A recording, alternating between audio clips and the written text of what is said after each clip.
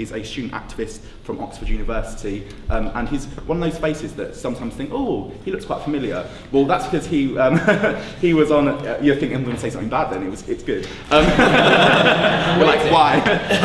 Because Barnaby is an incredible speaker, and he gave one of the most famous kind of speeches during the student kind of like struggle in 2010. I'm so really pleased to have him here today. Barnaby.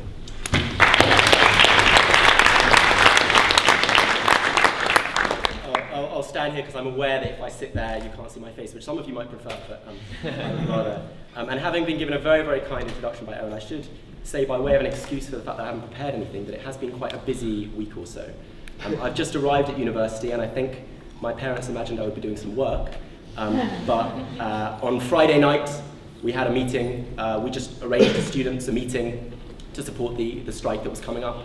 On Monday night we got loads of students down to make banners. On Thursday morning, when the local UCU branch decided that it was going to hold its picket line for lecturers way outside the city centre where not many people would see it, we as students went down to the centre of the city and had our own picket line there. Then on Thursday we had an impromptu, well, we took a long time to arrange, but we had a rally in the centre of the city, marched through Oxford, and then walked into exam schools, the main academic building in the centre of the city, and had an occupation. Now, we're not quite Sussex and we're not quite SOAS yet. The occupation only lasted about an hour and a half, but we were there, about 300 of us.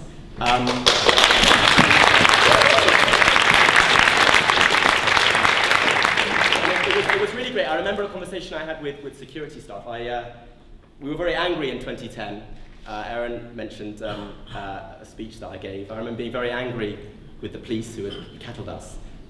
Well, here's a conversation that maybe struck a better note.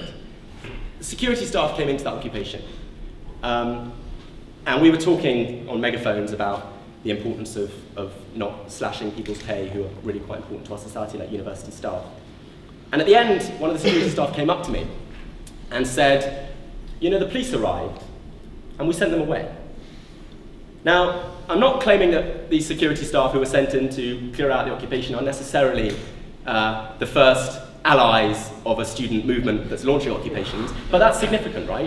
Because they recognise that it's their pay that's under attack, they recognise where their allies stood, and they knew that even if the Vice-Chancellor was telling them that while cutting their pay, they should be clearing out students trying to defend them, they knew that their allies were the students in that room, and they were prepared at least to do something to send away the police to show they knew that their allies were in that room. And I'm really, really proud that they did that. So it's been a busy few weeks. And then that evening we had David Willetts coming to speak at the Oxford Union.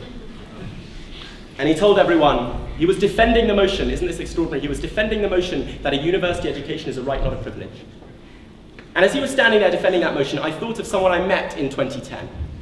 A young guy who told me, and this was on a protest, told me that his mum, single mum, had always lived under the shadow of debt. He had always grown up under the shadow of debt, and his EMA was being taken away. And he was having second thoughts about going to university, because having always grown up under the shadow of debt, he knew that if he went to university, left with £50,000 of debt, if he were to start a family with another university graduate, take out a mortgage, he'd be starting life with £200,000 or £300,000 of debt in an economy where there are no jobs for young people, and where the alternative would be to go out at 18 and rather than amassing debt, start working. That person was tragically thinking of not going to university. And I thought of all the doctors and the lawyers and the artists and the academics that David Willetts is depriving our society of, and all the people whose futures David Willetts is taking away when he trebles fees, and now they're talking of doubling them again, when they raise fees and take away a future from working class kids. That is deeply, deeply damaging, and that's why it's so important that we protest, strike and occupy in order to fight them.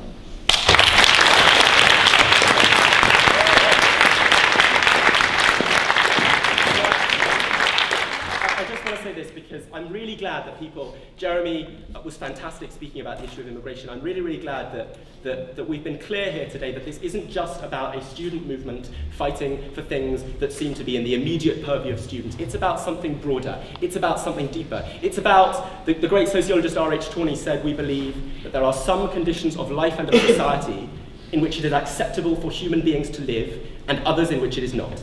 That's what we're fighting for.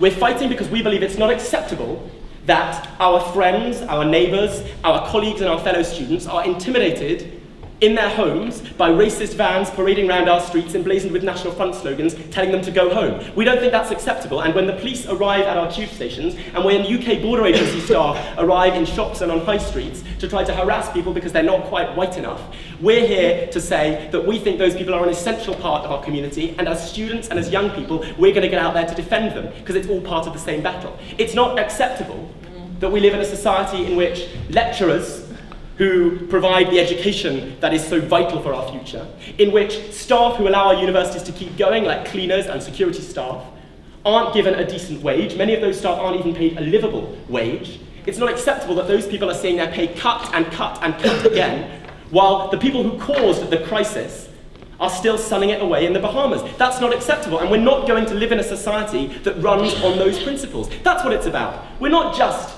occupying buildings and protesting because we think that lecturers and people should be paid well because it's nice for them. We're doing it because we have a vision of a society in which schools and hospitals and a university education and support for people when they're pushed out of work because there's a crisis created by bankers, the unemployed, those things are seen to matter, and declaring war on some of the poorest people on earth and building a new generation of nuclear weapons and cutting taxes for the very wealthiest people and cutting corporation taxes, those things are seen to be second-order priorities, frankly, less important than providing public services for the people who really need them. That's the vision of society that we're all about. So I just want to finish by saying this, because I know, easy as it is to get angry and passionate about these things, that people in this room agree with that. So I think what's worth bearing in mind is that rooms like this aren't inconsequential, that they are sewn into the fabric of our history. Not the history of kings and princes, but our history, the history of Chartists and suffragettes who won us the right to vote, of trade unionists who won us, well, the weekend, and maternity leave, and paid holidays, and all those things which David Cameron says are so shameful that the Labour Party should be ashamed of being supported by trade unionists, while 50% of Conservative Party funding comes from a single square mile in the City of London. Isn't it extraordinary he can say that? So, it's sewn into the history of those movements is rooms like this of people who might not be in positions of power, but who come together determined to campaign for things. And I just want to remind us all of one particular example recently, and that's the example of students in Quebec. Students who organised in rooms like this on a democratic basis, in a participatory way, in a non-hierarchical way, who came together and said, every student's got things to add, let's organise a campaign, and who fought and who refused to give up when it looked like there were setbacks, who kept their movement going, and most importantly of all, who didn't just make it about students, but who allied with other social movements. And those students in Quebec brought down a fee hike and brought down the plans to marketise and privatise education. We should be inspired by that example, and we should know that if we're determined, and if we campaign in that sort of democratic and united way like they did in Quebec, then we can win too. Our message should be that if we believe in the possibility of something better, if we know that it's not worth giving up on something better, and most of all, if we fight and fight again for something better, then like people from Chartists to students in Quebec, we can also make history. That should be our message.